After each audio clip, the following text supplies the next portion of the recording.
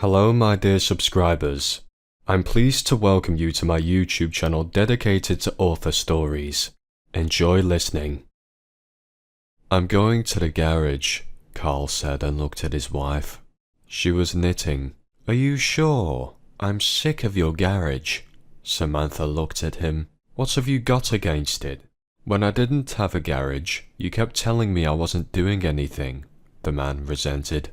I have nothing against your garage. I just do not understand why you bought it if you have no car or anything else. She looked at him sourly. It will be soon, Carl answered her immediately. Well, we'll see. Samantha smirked as she continued to knit. They had met back in high school. He'd pull her pigtails and she'd look back and scold him. And when they were in senior year, Carl once sat down at her desk and offered to help her do her algebra homework. Samantha really appreciated that at the time. She looked at the guy and didn't understand how she hadn't noticed it all these years. At graduation, the young people were already dancing together. That night, they watched the sun rise together. Mom, I think I met my man. She looked at her mother. Well, who is it? Carl from the parallel class. Oh, that kind boy. Yes, he is. The girl nodded her head. The time came when Carl had to leave for the army. Samantha was crying hard. She had promised him on the platform that she would wait for him. He asked not to promise, but he believed this girl would be faithful to him. And so it turned out. For 2 years they wrote letters to each other, and the confession of love and resentment, and they even quarrelled once by correspondence. Carl decided not to take a leave of absence, so as not to lengthen his term of service. And when he returned, he saw her at the train station. He was walking toward her and smiling, and Samantha was running toward him. I told the truth. I waited. She hugged him. Samantha, I'm so happy. You're a miracle. He hugged her. They went home. Carl's mother knew that her son was coming and was preparing a surprise for them. Mummy, hi. The boy hugged his mother. I missed you so much. Hi, me too, my son. Where is your favorite? She asked slyly. Samantha, come on in. Mum knows you're here, Carl said loudly. The girl went into the apartment. She was noticeably shy. Hello. Hello, Samantha. Why are you so shy? We're all friends. They sat down at the table. Carl's mum served a hot meal. She baked some pies. At some point, the doorbell rang. Are you expecting someone? Carl looked at his mum. No, maybe I should have invited your friends over. When the door opened, Samantha's mother was standing on the doorstep. Mom, what are you doing here? Her daughter asked. And how could I not come in if my future son-in-law from the army came? She wondered. Everyone laughed. They invited the woman to the table. Everything was cordial and homely. Here, take the keys. Carl's mother handed him a bunch of keys. What is it? While you were in the army, I collected money and bought you an apartment. Thanks, but I can earn my own rent. Oh, come on. You have time to earn it. It's only a studio apartment. The woman smiled, stroked her son on the head. Thank you. It's very generous and most importantly a very necessary gift, smiled Carl. You're welcome. I think you'll like it. Maybe you will get married soon, now that you have a place to live. Carl took out a small ring from the inside pocket of his tunic. Samantha, will you be my wife? The girl began to cry. She had not even expected it. To be honest, when I went to pick you up at the station, I thought you would say something bad to me, she said and lowered her eyes. Come on, I love you. We communicated so much. You wrote me so much in letters. He took her in his arms and smiled. I love you, she whispered. And I love you. You have no idea how. The boy hugged her. The mothers looked at each other. There were tears of happiness in their eyes. One thought that her son had found a very good soulmate, and the other thought that her daughter had found her rock wall, behind which she could feel comfortable. "So, when is the wedding?" Carl's mom asked. "In a month, probably," said the boy. He had no idea what the timeline was. Samantha sat in silence. She lowered her eyes and listened quietly. "Why don't you say something, my daughter? You have to be happy, cheerful." Her mother touched her hand. "I do not know. I'm so happy. I don't even know what to say." This evening went very well. Samantha even thought it was not true what they say about mothers-in-law. Hers was very good. They didn't buy a wedding dress because Samantha's mother knew how to sew. Out of plain white fabric, she made her daughter a nice white dress. She bought white shoes and a veil to go with it. The wedding was very modest, just signed. The mothers were present. Samantha's friend and Carl's friend were also present. "I don't need anything else." Samantha smiled at her new husband. "Neither do I. As long as you are here." Carl hugged her. God, could it really be that good? She could not believe it. "Well, apparently it can." Carl shrugged. Not even a year later, Samantha became pregnant. Her firstborn son, the heir Brian, was born. "Carl, are you happy about your son?" Samantha asked him at night. "Why do you ask that? Of course I wanted a son. I want you and me to have many children." Her husband looked at her. Everything was very good. If the baby cried at night, Samantha would get up to him the first time, Carl the second time. There were no disagreements in the family. The husband helped the young mother with everything. After a while, Samantha gave birth to a baby girl. "You said you wanted another heir," Samantha laughed. "Yes, but I already have an heir, and now my favorite princess has been born," Carl answered, smiling. The daughter was taken care of by everyone. Her grandmothers, her husband, and even her older brother thought he was a little bigger. The girl was named Layla. "Leela, Leela," cried her brother. "Layla," her mother corrected him and stroked his head. She crouched down, feeling a heaviness in her lower abdomen. Layla was only a year old. Samantha was very afraid that she was pregnant again, and it turned out she was. "Carl, I'm pregnant again." She looked at her husband. "So that's good. There will be an extension of the lineage. That's our future. You should be very happy." Her husband looked at her, and again a son was born, and again the father was happy. But Samantha was not as happy with 3 children as she had been with her first. Because her husband was always at work, she had to do everything on her own. The only thing that helped her was a weekend trip to her grandmother's house. The eldest son, Brian, was left with one grandmother, Layla with another, and the third, Andrew, was taken with her.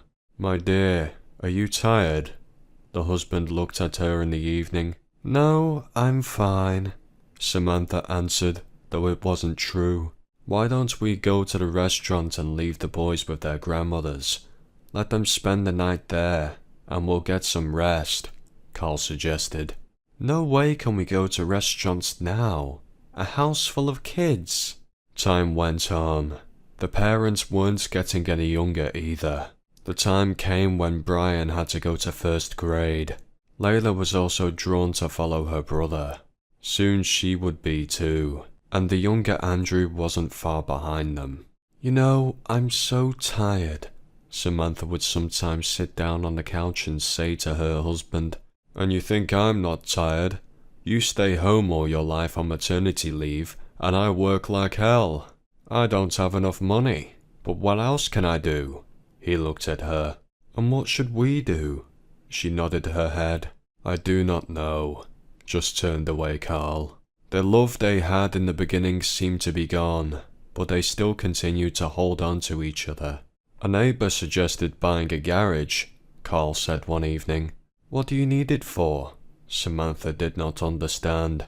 "Well, if we have a garage, we'll have a car," he answered optimistically. It's just like a single girl buying slippers and putting them at the front door, and soon she'll have a man, she said sarcastically. Well, why do you say that? Carl looked at her. You're not home all the time, and now this garage. You'll start doing things there, and I won't see you at all. All right, if you want, you can go there with me. No, I don't want to. They did buy the garage, and as soon as it arrived, Carl spent all his free time there. All Samantha would hear was, I'm going to the garage. I'm going to the garage. I'm in the garage. She didn't understand what he was doing in there. She didn't know. Samantha, don't worry about me so late. I'll stay in the garage, he called in the evening. What do you mean stay in the garage? Well, it's just that I'm comfortable here. All the conditions. Just, I will stay in the garage, he answered. Go home immediately, she shouted into the phone. You don't understand, he told her. I'll come and see what you're doing in the garage. Okay, I'll be right there. At some point, Carl began to travel frequently on business trips for his work. Will you pack my bags for me? Carl watched Samantha as she fried pancakes. Sure, but did they send you on another business trip? She was already doubting his words. Yes? Do you not believe it? He couldn't understand. I do not know what to believe and what not. His wife looked at him with distrust. If you don't believe me, then call my boss. Carl gave her the phone.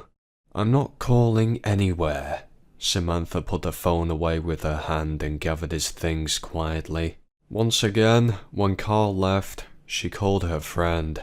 Laura, hi. Do you want to get some rest today? She said. Sure, but you always put the kids first. You never went on rest with us, she answered. But today I will, Samantha told her. She called her mother and asked her to stay with the children, because Carl had left and she wanted to meet her friend. Sure, bring them to my place. I'm always glad to see them, Mama replied. The problem with the children was solved and Samantha and her friend met at the cafe. Listen, Laura, you know, my husband is always out at the garage. I'd understand if he had a car and was fixing it up there. I wouldn't worry, but he doesn't have a car. She looked at her friend. You just have to check it out. Go to the garage and find out what's going on, Laura advised her. Will you help me? Samantha asked. Of course, she smiled. That same evening, they took the keys to the garage and went there. When they opened the door, an empty space opened before them. There were shelves nailed on the sides, all very well equipped. There was a large leather couch against the wall. He told me he often rested here with his friends. Samantha looked at her friend. Well, look at the furnishings. She showed her hands. Yes, I can see it now. Good job on the shelves. But we don't even have anything to put in here, Samantha reasoned. Okay, come on. Did you bring champagne? Sure. Samantha pulled out 2 bottles of champagne and took out some plastic cups. They immediately opened it, poured and drank. It's nice here, Laura said.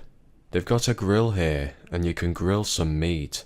The couches are soft, Samantha nodded. Maybe they bring girls over here, asked her friend. If there were girls, I'd know, Samantha frowned. Well, I don't know. If some friends of mine had it so good in the garage, I probably wouldn't mind coming here. Laura laughed. Come on, let's toast to us beautiful ones. Samantha walked up to her. Oh look, what's that glittering on the wall? Asked her friend and walked over to the spot. I don't know. Maybe it's jewelry, shrugged Samantha. I wish I had jewelry like that at home. Laura touched it. Just as she did so, something crunched somewhere. What is it? Samantha looked at her. I don't know, she shrugged. It feels like the walls are coming apart, said Samantha. Oh, you don't say. All the garages here are connected to each other, said the friend. Still, let me try. Samantha walked over to where her friend was standing. She grasped the shiny surface with her hands and turned it as far as it would go. The wall turned slightly. I told you there was something here. Samantha's eyes widened. Yes, I just didn't expect that. Laura was shocked. They pushed past the wall and saw a brightly lit room. There was a nice bed in the room, a desk. On it was a computer. There was also a chair. There was a TV on the wall. There was a shower stall and a bio-toilet. Maybe this is your husband's office, suggested Laura. No, he has an office at home. Why would he need it? She shook her head. Who's there? A child's voice rang out. Oh, Laura shrieked. Who was that? Samantha asked. It's me. The boy got up from under the covers who was sleeping on the bed. Why did you turn the light on in here? My God, what's going on in here? Laura didn't understand. I don't understand either. Tomorrow, Carl will come and I'll ask him. Samantha looked at her with big eyes. Are you all right? Laura ran up to the boy. Yes, I'm fine. He nodded, blinking his eyes. Doesn't anyone keep you here? Laura sat down and asked him. No, no one's keeping me here by force, the boy answered. Then what are you doing here? Samantha asked him. Sleeping. The boy looked at her. That much is clear. Tell us the truth. If someone is keeping you here, we'll let you out now and no one will hurt you anymore. Samantha spoke in a very quiet, calm voice. I'm all right. I'm waiting here for Daddy, the boy answered. The women looked at each other. They were shocked. What shall we do now? Samantha turned to him. Just get out of here and close this door, he answered. But we can't leave you here. You're sitting windowless, doorless, in one stuffy room. They looked at him. That's my problem. I'm fine with it. How did you get in here in the first place? The boy told them. We have keys. Samantha twirled the bundle in her hands. The girlfriends went out all done as they were in the garage. They returned home. Samantha sat in the kitchen. She couldn't wait for her husband to come back. When finally the key in the door turned, she was already standing in the hallway. Hi. Hi. What are you doing up? I'm waiting for you. Samantha looked at him with tearful eyes. What's wrong? He came over and hugged her. Carl, you and I have lived together for so many years. We have 3 children who need care. They want their mummy and daddy at home. Why are you doing this? I thought you were busy, but you... She couldn't get it through. You what? He didn't understand. You what? She looked at him. I went with Laura to your garage today. You have a secret room in there. What are you doing there with that little boy? Samantha screamed. She couldn't calm down. Tell me what you thought. What was I supposed to think? You kidnapped a boy and you're enjoying your pleasures with him. His wife answered him. What are you? Stupid? He grabbed her by the shoulders. What am I supposed to think?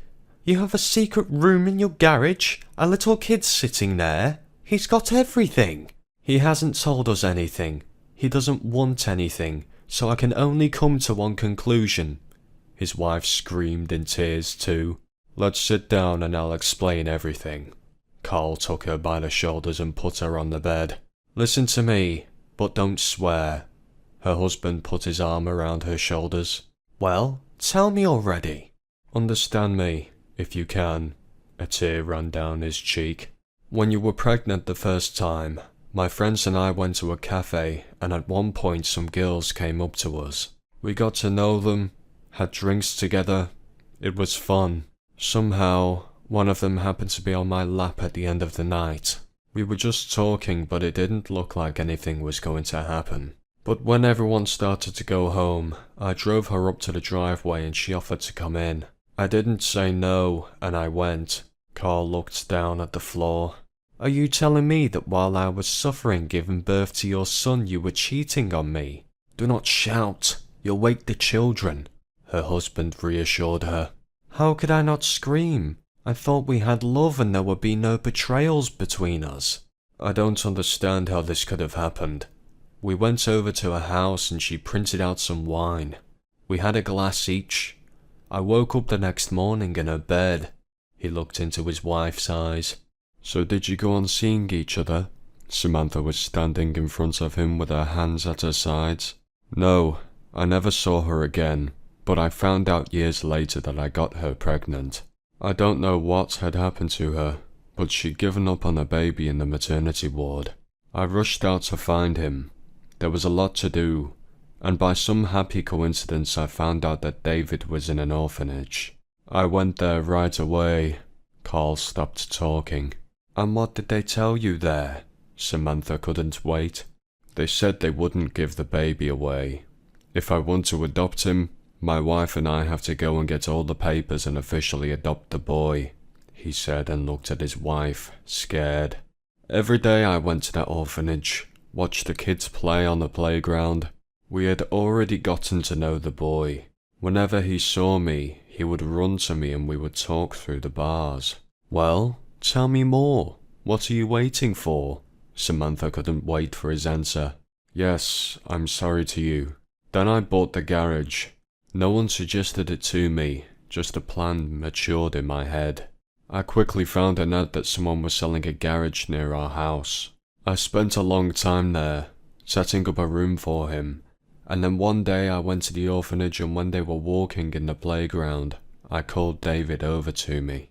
I asked him if he would come with me, and he nodded in response.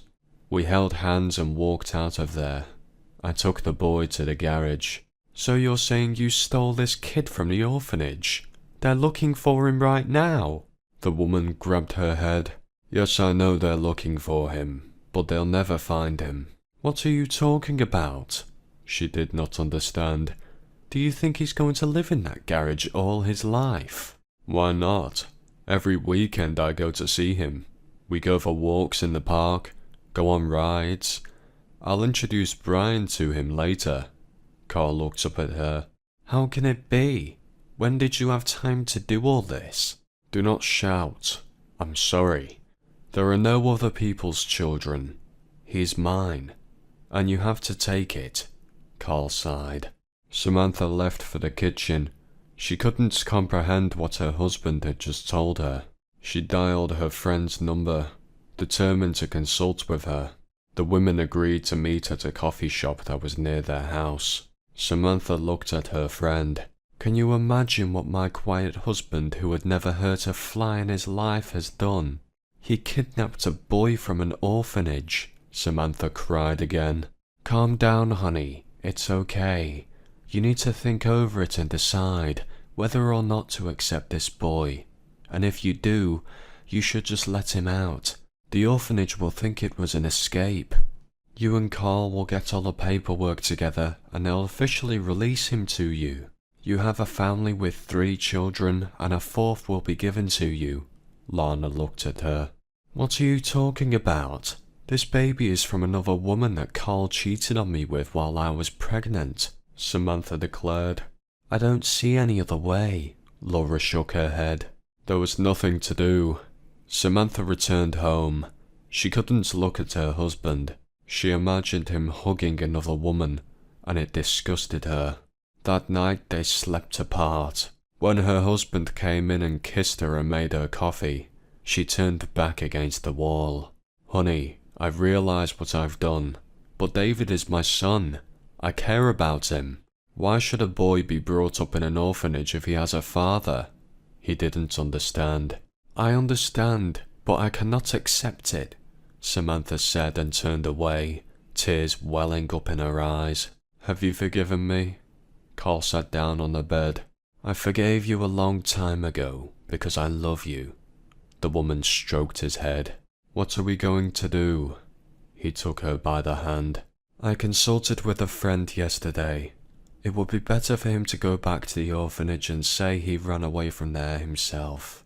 Then we'll gather the papers and go there and officially adopt this boy. Samantha nodded her head. You're my good one.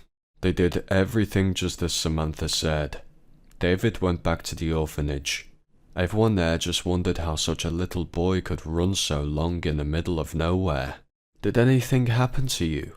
David, tell me, why did you do that? the teacher asked. I do not want to talk to anyone. The boy did not look at her. And 2 days later, Samantha and Carl came and said they wanted to adopt a baby. They brought them some boys and girls to choose from just for them. I saw a white-haired boy running around the building. We'd like to talk to him, Carl said. He's a troubled kid. He ran away from us a while ago. He came back yesterday. If you adopt him, I can't guarantee that he won't be a problem, the woman said as she looked at them. I insist that we talk to the boy. Very well.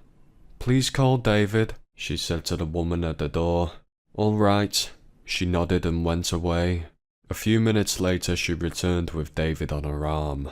The boy looked at his father. He knew him and was not afraid. His gaze fell on Samantha. What are you doing here? The boy was frightened. Do you know him? The principal asked Carl. Carl didn't know what to think of. Yes, I've seen this boy, the man said quickly. The kid was begging outside the store, and I was buying him candy. Oh, I see. The principal nodded her head. So are you okay with us adopting David? Carl turned his attention back on himself. Get the paperwork together, and we'll be happy to help you, the woman said. Okay, and when can we pick him up? Samantha looked at the principal. When you have the paperwork done. But in the meantime, you can take the boy for a weekend to get to know him better. What a nice place you have here. David looked around in the kitchen. Wait, that's nothing. Let's sell the garage and buy ourselves a new apartment, Carl answered and smiled. In the evening the whole family got together. Also, all the grandmothers came. They were very surprised by the event that happened in the family. Well, Carl, you made a mess. His mother-in-law looked at him. Yes, I agree. It was my fault. But if it hadn't happened, David wouldn't be in our house right now. He stroked the guy's head. The papers were collected. David was officially adopted. Carl even had a DNA test done to prove to everyone that this was his real son. Somehow, it just happened that the money came out of nowhere. Carl got a good order, and after completing it, he was given a bonus. It was enough to add on and buy a bigger apartment after he sold it. Are you not going to sell your garage? His wife looked at him. Let's wait. Let it stand. Carl waved his hand. All right, suit yourself. But be warned, I know about your secret room. She wagged her finger at him. Enough about that. Carl lowered his eyes. He was ashamed of what he had done. The years passed. The children were in school. Brian and David were in the same class. One day Samantha saw that her eldest son had a black eye. Did you have a fight with someone? She asked Brian. Don't pay attention. Her son waved. How is it not paying attention? David, did you see who he was fighting with?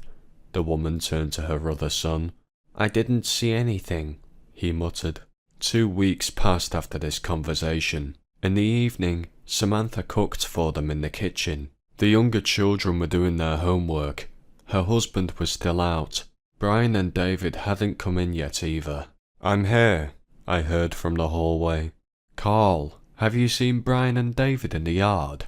The woman asked worriedly. What do you mean? They haven't come back from school yet? No, Samantha shook her head. I haven't seen them, but I'll go look in the yard. Carl put on his shoes and left the apartment. There was no one in the yard, but it was too early to panic. He came home and said that the boys were at an age where they could go for a walk. He went into the kitchen and sat down to dinner. Samantha put his food down, made him some tea, and sat down on the stool herself. Carl could see that she was worried. Don't be so worried. He took her hands. My darling, you know, my heart is not in place. Do you think something happened? He didn't understand. When night fell and the boys still hadn't come home, everyone was getting worried. The grandmothers were gathered in the apartment. The children were awake. We have to call the police, Samantha cried. Come on, they'll be back, and we'll be famous all over town. My son is missing. Don't you understand? Screamed the woman. Okay, nodded her mother-in-law. They called the police. They arrived at their apartment 10 minutes later. They took all the statements and pictures of the guys and left. No one showed up during the night. In the morning, a shattered David came home. "David, where have you been? And where is Brian?" Samantha fell to her knees in front of him. "How should I know where your Brian is? I haven't seen him at all." He brushed her off and wanted to go to his room. "No, wait." She took his hand. "How have you not seen him? You are in the same class. You were supposed to go home together." Samantha knew she was talking loudly, but she couldn't help it. "Leave me alone." He looked at everyone sideways. The police arrived near lunchtime. "You know, one son came back and the other son didn't. Don't worry, we'll question the child now. Maybe something will turn up," said the man in uniform. "Carl, how long had you been in your garage?" It suddenly dawned on Samantha. "No, why would I go there now?" He looked at her. "It's urgent. Let's go to the garage." The woman grabbed her coat. They arrived at the garage. They opened the doors, and the woman saw traces of blood on the floor. Her heart began to beat faster. She went over to the opposite wall, grabbed the shiny thing, and turned it as far as it would go. The wall slid away. "Wow," one of the cops said. "Okay, we'll talk later." Carl looked at him. In a small room with no windows or doors, a boy was lying on a bed. The pillow was all red and wet. "My son! My boy!" The mother collapsed on the bed, but the boy was unconscious. "Get him to the hospital right away," shouted one of the policemen. The brigade arrived very quickly. They loaded the boy on a stretcher and took him to the hospital. "Doctor, what's wrong with my son?" Samantha ran toward the man in the white coat. "He has lost a lot of blood. We lost time." "Tell me what happened to him." Samantha was about to faint. "He's got a head wound. We're doing everything we can." "What? A head wound?" "Unfortunately, it's true. I'm sorry. I have to go." She took a seat on the table outside her son's room. "Shot him," she repeated, unable to comprehend what was going on. Samantha came to herself for a while and drove home. She really hoped that David would enlighten them on the story. She told them at home all that the doctor had explained to her. At this point, David cried. "Why are you crying? Come on, tell me." Samantha ran up to him. "Don't scare the guy." Carl stopped her. "Get off! And if you hadn't brought that kid home, nothing would have happened to my son," she shouted. "Come on, tell me." The woman continued to tower over the boy. "I don't know anything." David shook his head. "And if you don't tell me what happened right now, I will turn you into the police," Samantha threatened him. David cried again. "Yesterday, when we went with him from school, the boys called him to a construction site. There was a showdown there," the boy began to say. "So you went there?" "Yes, we did. They started calling me names, and Brian didn't even stand up for me," David said. "And you shot him for that? With what? Where did you get that?" Samantha started yelling again. "Calm down. Let him talk." Her husband stopped her. "When it was all over at the construction site and everyone left, I asked Brian why he didn't stand up for me. After all, I'm his brother. He looked at me, laughed, and said I wasn't his brother. Then we went home. I had the keys to my father's garage, and I called Brian there." The boy sobbed. "And what did you do to him?" Samantha couldn't stand it. She ran up to him again. "I didn't do anything to him. I had a toy gun, but the boys converted it to shoot iron bullets. I didn't think it would be like this," David cried again. "What are you talking about? How could you shoot your brother?" She didn't understand. "I was very angry. When I pointed the gun at him, I didn't think it would work out like that. The bullet went right through his eye. I actually thought he was dead, so I dragged him into this room and locked him in. Then I walked around town for a long time, afraid to go home," David said. "Why didn't you tell us what you had done in the first place?" Samantha cried and fell into a chair. "I was afraid," David said honestly. "You were afraid, and my son is dying now." The woman looked at him with a hateful look. "There are always fights between children." Carl came up to her. "Let's hope for the doctors. He's alive. It could be worse." "Should I thank your son?" She looked at her husband. "You know how it could have turned out. You're the father of that bastard. I don't want to see you in this apartment anymore. Get out of here." She pointed at the door. Her mother-in-law ran up to her and tried to calm her down. "Samantha, what on earth are you talking about?" she said. "And you go with them too," she cried. Only Samantha and her mother remained in the house, and the young children were already asleep. "Mum, I'll probably go to the hospital," she said. "Yes, daughter, go. I'll stay and watch the children," the woman nodded. Samantha arrived at the hospital. It turned out that Nikolai had a very rare blood type, and they could not find a donor. She called Carl among others. "Look, David has the same blood type," Carl said. "When we took the DNA test, they told us that my son had a very rare blood type." "Bring him here right away," shouted the woman. When David was brought to the hospital, it turned out that he and his brother had the same blood type, so he donated to his brother. A few days later, Samantha was allowed to visit her son. He was moved from the ICU to a regular room. "Brian? Brian, are you okay?" His mother ran up to him. "Mom, I'm fine. Don't blame David. It's my own fault. I'm fine. I'm better now." He straightened the bandage on his head. "How can it be okay? You could have lost an eye." "Thank God you're alive," roared Samantha. "That's what I needed. Now I'll know not to behave that way."